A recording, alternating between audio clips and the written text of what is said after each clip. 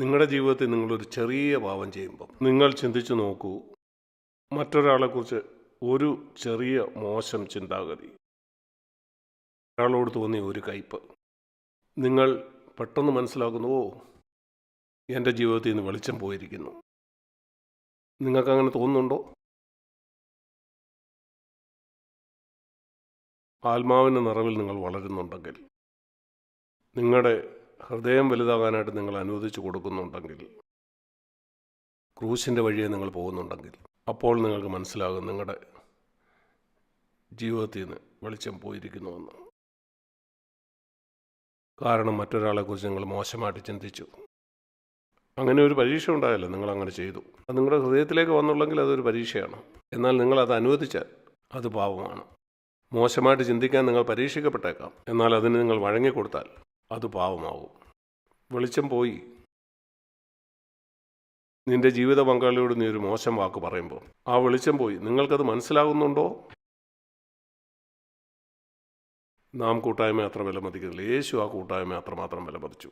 എബ്രായർ 5 നാം വായിക്കുന്നു, എബ്രായർ 5:7, അവൻ ഉറച്ച നിലവിളിയോടും കണ്ണുനീരോടും കൂടെ പ്രാർത്ഥിച്ചു. നിങ്ങളത് വായിച്ചിട്ടുണ്ടോ? നിങ്ങൾ ഈ വാക്കിനെക്കുറിച്ച് ചിന്തിച്ചിട്ടുണ്ടോ? തൻ്റെ ഐഹിക ജീവിതകാലത്ത്, തൻ്റെ 33.5 വർഷത്തെ ജീവിതത്തിൽ അവൻ ഈ ഭൂമിയിൽ ജീവിച്ചപ്പം, അതാണ് തൻ്റെ ഐഹിക ജീവിതകാലത്തെന്ന് പറയുന്നത്. അവൻ ഉറച്ച നിലവിളിയോടും കണ്ണുനീരോടും കൂടെ പ്രാർത്ഥിച്ചു. ഇത് ഗതസമനയിലുണ്ടായ കാര്യമല്ല പറയുന്നു. ഇത് താൻ ജഡത്തിൽ ജീവിച്ച 33.5 വർഷത്തെക്കുറിച്ചാണ് പറയുന്നത്. തൻ്റെ ഐഹിക ജീവിതകാലത്ത്, തൻ്റെ ജീവിതകാലത്തിൻ്റെ അവസാന ദിവസത്തെ പറ്റിയല്ല. വചനം വളരെ വ്യക്തമാണ്. തൻ്റെ ഐഹിക ജീവിതകാലത്ത്, അതാണ് തൻ്റെ 33.5 വർഷത്തെക്കുറിച്ചാണ് പറയുന്നതെന്ന് നമ്മളെ തെളിയിച്ചു തരുന്നത്. അവൻ തന്നെ രക്ഷിപ്പാൻ കഴിയുന്നവനോട് ഉറച്ച നിലവിളിയോടും കണ്ണുനീരോടും കൂടെ പ്രാർത്ഥിച്ചു. എനിക്കറിയില്ല ഗതസമനയിൽ അവൻ ഉറച്ച ശബ്ദത്തോടെയാണോ പ്രാർത്ഥിച്ചത്. അങ്ങനെ പ്രാർത്ഥിച്ചിരുന്നെങ്കിൽ പത്രോസും യാക്കോബും യോഹന്നാനും ഉണരുമായിരുന്നു. ഉറച്ച ശബ്ദത്തോടെ ഒരാൾ കരയുകയും പ്രാർത്ഥിക്കുകയും ചെയ്താൽ അവിടെ നിന്നും കുറങ്ങാൻ കഴിയുമോ? അവർ വളരെ ഗാഠനിദ്രയിലായിരുന്നു. ഗതസമനയിൽ വളരെ ഉച്ചത്തിൽ കരഞ്ഞുകൊണ്ടല്ല അവൻ പ്രാർത്ഥിച്ചത്. അത് മറ്റ് സമയങ്ങളിലായിരുന്നു. നിങ്ങൾക്കറിയാമോ, ചില സമയത്ത് യേശു വാങ്ങിപ്പോയി മരുഭൂമിയിൽ പോയി പ്രാർത്ഥിക്കുമായിരുന്നു. അവൻ എന്താണ് പ്രാർത്ഥിച്ചത്? ക്രിസ്ത്യാനികൾ പ്രാർത്ഥിക്കുന്ന പോലെ നിസ്സാര കാര്യങ്ങളല്ല അവൻ പ്രാർത്ഥിച്ചത്. വീട് തരണേ, വസ്തു തരണേ എന്നൊന്നുമല്ല അവൻ പ്രാർത്ഥിച്ചത്. യാത്ര ചെയ്യാൻ വാഹനമോ പല്ലക്കോ വേണമെന്നല്ല. യെരുശലേമിൽ നിന്ന് നസറേത്തിലേക്ക് പോകാൻ അങ്ങനൊന്നും ആയിരുന്നില്ല. അവൻ പ്രാർത്ഥിച്ചത് ആത്മീയ മരണത്തിൽ നിന്നുള്ള രക്ഷയ്ക്ക് വേണ്ടിയായിരുന്നു, ജഡീക മരണത്തിൽ നിന്നല്ല. ശാരീരിക മരണത്തിൽ നിന്ന് രക്ഷപ്പെടാൻ ഒരിക്കലും അവൻ പ്രാർത്ഥിച്ചില്ല. അവൻ അതിനാ പ്രാർത്ഥിച്ചത് നമുക്കെങ്ങനെ അറിയാം? കാരണം അവിടെ പറയുന്നു അവൻ്റെ പ്രാർത്ഥന കേട്ടുന്നു.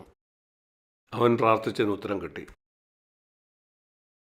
അവൻ ശാരീരിക മരണത്തിൽ നിന്ന് രക്ഷപ്പെട്ടില്ല. പിന്നെന്തിലാണ് അവൻ രക്ഷിക്കപ്പെട്ടത്? പാപം മൂലം ഉണ്ടാകുന്ന മരണത്തിൽ നിന്നായിരുന്നു.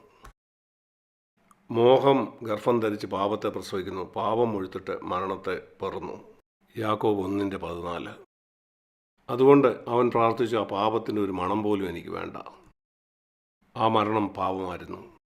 പാപത്തെ ആണ് യേശു ആത്മീയ മരണമായിട്ട് കണ്ടത്. അതിനുവേണ്ടി അവൻ പ്രാർത്ഥിച്ചു. അത് സ്വാഭാവികമായിട്ട് സംഭവിച്ചില്ല. അതിനെതിരെ യേശുവിന് പൊരുതേണ്ട ആവശ്യമുണ്ടായിരുന്നു. അതാണ് അവൻ വെളിപാട് പുസ്തകം 3:21 പറയുന്നത്. ഞാൻ ജയിച്ചതുപോലെ നീയും ജയിക്കുന്നുണ്ടെങ്കിൽ നീ എന്നോടുകൂടെ എൻ്റെ സിംഹാസനത്തിൽ ഇരിക്കും. കാരണം ഞാനും ജയിച്ചാണ് എൻ്റെ പിതാവിൻ്റെ സിംഹാസനത്തിൽ ഇരിക്കുന്നത്. അവൻ ചിലതിനെ ജയിച്ചു. അവൻ പരീക്ഷയെ ജയിച്ചു. വെളിപാട് പുസ്തകം 3:21 അവൻ പറയുന്ന അതാണ്. അവൻ ജയിച്ച പോലെ തന്നെ നാമും ജയിക്കണം. അവൻ നമ്മുടെ മുന്നോടിയാണ്. ജയം അവനൊരു താലത്തിൽ കിട്ടിയതല്ല. അവന് പൊരുതി അത് നേടണമായിരുന്നു. നമ്മളും പൊരുതി അത് നേടണം. അവനാണ് നമ്മുടെ മാതൃക. എങ്ങനെയാണ് അവനത് കിട്ടിയത്? അവൻ തീഷ്ണതയോട് പ്രാർത്ഥിച്ചു, പിതാവേ, പാപത്തിൻ്റെ ഒരു മണം പോലും എൻ്റെ ജീവിതത്തിൽ ഉണ്ടാകരുത്. ഒരു പാപത്തിൻ്റെ ചിന്ത, മറ്റുള്ളവരോട് പാപത്തിൻ്റെ ഒരു മനോഭാവം, പാപകരമായ ഒരു ലക്ഷ്യം, പാപകരമായ ഒരു വാക്ക്, ഒരു ദിവസത്തേക്കല്ല, 33.5 വർഷം. നമുക്കറിയാം പാപം കൂടാതെ ഒരു ദിവസം ജീവിക്കുന്നത് തന്നെ എത്ര ബുദ്ധിമുട്ടാണ്. യേശു അങ്ങനെ 33.5 വർഷം ജീവിച്ചു. അത് നിരന്തരമായുള്ള ഒരു പോരാട്ടമായിരുന്നു. അവൻ ഈ ഭൂമിയിൽ ചെയ്ത ഏറ്റവും വലിയ അത്ഭുതം അതായിരുന്നു. നമ്മുടെ ജഡത്തിൽ പാപം ചെയ്യാതെ അവൻ 33.5 വർഷം ജീവിച്ചു. അതിൻ്റെ അവസാനം അവൻ മനസ്സിലാക്കി, ഞാൻ നിത്യത മുഴുവനും ഈ കഴിഞ്ഞ 33.5 വർഷവും അനുഭവിച്ച ആ കൂട്ടായ്മ ഇപ്പം മുറിയാനായിട്ട് പോകുകയാണ്. ആ ക്രൂശിൽ തൂങ്ങിക്കൊടുന്നുകൊണ്ട് അവൻ പറയുകയാണ്, എൻ്റെ ദൈവമേ, എൻ്റെ ദൈവമേ. അവൻ ഈ ഭൂമിയുടെ ന്യായാധിപനെയാണ് വിളിക്കുന്നത്. ആ പാനപാത്രമാണ് അവൻ കുടിക്കാൻ മടിച്ചത്. യേശുവും പിതാവുമായിട്ട് നടത്തിയ ആ സംഭാഷണത്തെപ്പറ്റി ഞാൻ ചിന്തിച്ച് നോക്കാറുണ്ട്. പിതാവ് യേശുവിനോട് പറഞ്ഞു, നീ ക്രൂശിലേക്ക് പോകേണ്ട ആവശ്യമില്ല. നിത്യത മുഴുവൻ നമുക്കുണ്ടായിരുന്ന ഈ കൂട്ടായ്മ നിനക്ക് മുറിക്കേണ്ട ആവശ്യമില്ല. നീ ഒരിക്കലും പാപം ചെയ്തില്ല. നിനക്ക് ഗതസമനയിൽ നിന്ന് നേരെ സ്വർഗത്തിലേക്ക് വരാം. എന്നാൽ സാക്ക് നരകത്തിലേക്ക് പോകും. ഈ വെളിപാടാണ് എനിക്ക് ലഭിച്ചത്. അത് കിട്ടിയ ദിവസം ഞാൻ കരഞ്ഞു കരഞ്ഞു കരഞ്ഞു. ഞാൻ പറഞ്ഞു, എത്ര അത്ഭുതമാണ്! ഇത്രമാത്രം നീ എന്നെ സ്നേഹിച്ചോ? യേശു പറഞ്ഞു, ഓ, സാക്ക് നരകത്തിലേക്ക് പോകുമോ? ശരി പിതാവേ, എങ്കിൽ ഞാൻ ക്രൂശിലേക്ക് പോകാം. നിങ്ങളുടെ പേരവിടെ വയ്ക്കുക. എനിക്കിത് നിങ്ങളോട് പറയാൻ കഴിയും. എന്നാൽ അടുത്ത ആഴ്ച നിങ്ങളത് മറക്കും. അല്ലെങ്കിൽ വേറൊരു സന്ദേശം പറയുമ്പോൾ നിങ്ങൾക്കത് പറയാൻ കഴിയും. എന്നാൽ സ്വർഗത്തിൽ നിങ്ങൾക്കതൊരു വെളിപാടായിട്ട് കിട്ടിയാൽ അത് പൂർണ്ണമായിട്ട് നിങ്ങളുടെ ജീവിതത്തെ വ്യത്യാസമാക്കും. ഇതൊരു വെളിപാടായിട്ട് തരാനായിട്ട് ദൈവത്തോട് പറയുക. യേശു കുടിച്ച ആ പാനപാത്രം എനിക്ക് വേണ്ടിയായിരുന്നു. ആ വെളിപാട് അവൻ എനിക്ക് തന്നു. ഞാൻ പരിശുദ്ധാത്മാവോട് നിറഞ്ഞു കഴിയുമ്പം ദൈവം എനിക്ക് തന്ന പല വെളിപാടുകളിൽ ഒന്നാണ് ഇത്. അതിലൊന്നാണിത്, വളരെ വിലയേറിയത്. ഇത് എത്ര പ്രാവശ്യം പറയാനും എനിക്ക് മടിയില്ല. സ്വർഗത്തിലും ഞാൻ ഇങ്ങനെ പറയും. എന്നെ വിലയ്ക്ക് വാങ്ങിയ ആ രക്ഷകൻ്റെ മുഖം അവസാനം ഞാൻ കാണുമ്പോൾ എന്നോടുള്ള അവൻ്റെ സ്നേഹത്തെപ്പറ്റി പാടുന്നതായിരിക്കും നിത്യത മുഴുവനും എൻ്റെ സന്തോഷം. കൊട്ടാരങ്ങളും കിരീടങ്ങളും അല്ല എനിക്ക് വേണ്ടിയത്. എൻ്റെ പ്രിയ സഹോദരിമാരെ, നിങ്ങളിത് കാണണമെന്ന് ഞാൻ ആഗ്രഹിക്കുന്നു. അത് പാപത്തോടുള്ള നിങ്ങളുടെ മനോഭാവം തന്നെ മാറ്റും. അത് ക്രൂശിനെ അധികം വിലയുള്ളതായിട്ട് കാണാനായിട്ട് നിങ്ങളെ സഹായിക്കും. നിങ്ങൾ സന്തോഷത്തോടുകൂടി യേശുവിൻ്റെ കാൽപാദങ്ങളെ അനുഗമിക്കും. നിങ്ങൾ ഉറച്ച നിലവിളിയോടും കണ്ണുനീരോടും കൂടെ പ്രാർത്ഥിക്കും. ഞാൻ ദൈവത്തോട് ചോദിച്ചു, എനിക്കെങ്ങനെ ഉറച്ച നിലവിളിയോട് കരയാൻ കഴിയും? ഇവിടെ ഏകാന്തമായ ഒരിടമില്ല. പോയി ഉറച്ച നിലവിളിയോടും കണ്ണുനീരോടും കൂടെ പ്രാർത്ഥിക്കാൻ കർത്താവ് എന്നെ കാണിച്ചു തന്നു. നിൻ്റെ ഭാര്യ നിൻ്റെ അടുത്ത് കിടക്കുമ്പോഴും നിനക്ക് ഉറച്ച നിലവിളിയോടും കണ്ണുനീരോടും കൂടെ പ്രാർത്ഥിക്കാൻ കഴിയും, ഒരു ശബ്ദവും ഉണ്ടാക്കാതെ. ഞാൻ പറഞ്ഞു, ഓ, അതെത്ര അത്ഭുതമാണ്! എൻ്റെ വായിൽ കൂടെ ഒരു ശബ്ദവും ഉണ്ടാകാതെ എനിക്ക് എൻ്റെ ഹൃദയത്തിൽ ഉറക്ക കരയാനായിട്ട് കഴിയും. അർദ്ധരാത്രിയിൽ പോലും. ചിലപ്പോൾ ഞാൻ ഉണരുമ്പം, കർത്താവേ, പാപം ചെയ്യാതെ എന്നെ സൂക്ഷിക്കണേ, വീഴാതെ നിർത്തണേ. എനിക്ക് എന്തൊക്കെ നഷ്ടപ്പെടുന്നു എന്നുള്ളത് എനിക്ക് വിഷയമല്ല.